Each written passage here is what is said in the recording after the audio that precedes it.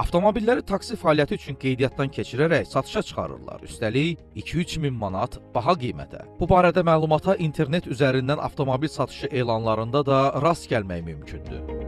Son günlər avtomobil bazarında yeni tendensiya formalaşıb. Belə ki, taksi fəaliyyəti üçün buraxılış vərəqəsi olan nəqliyyat vasitələrinin satışı artıb. Qiyməti eyni model və texniki göstəricilərə malik digər avtomobillərlə müqayisədə yüksək olan bu nəqliyyat vasitələrinə tələbat da çoxdur. Avtomobil bazarları üzrə mütəxəssis Sərxan Qədirov deyir ki, əgər nəqliyyat vasitəsinin taksi fəaliyyəti üçün icazə sənədi varsa, bu alıcı üçün də daha cəlbedici olur. Taksi buraxılışı olan avtomobillərin satışa çıxarılır. Bir də görürsünüz bəzi hallarda ki, taksiyə icazəsi var, buraxılışı var, sertifikatı var. Bu avtomobillərdə tələbat olur, yəni daha tez satılır. Yəni məsəl üçün belə deyək, taksi icazəsi var.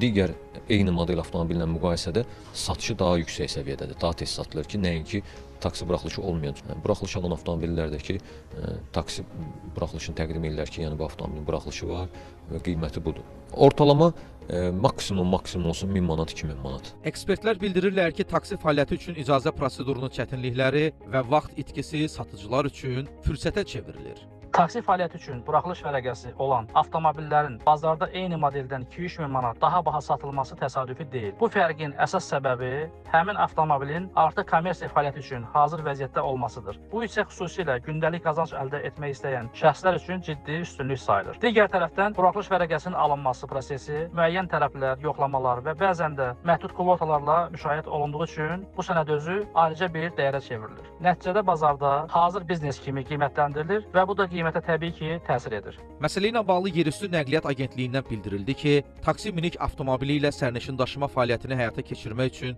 xüsusi hazırlığa dair şəhadətnaməyə malik sürücü bir ədəd nəqliyyat vasitəsi üçün buraxılış kartına müraciət edə bilər. Avtonəqliyyat vasitəsi başqa şəxsə satıldıqda mülkiyyət istifadə və ya icarə hüququnu təsdiq edən sənədlərdə dəyişikliklər baş verdikdə buraxılış kartı ləğv edilir.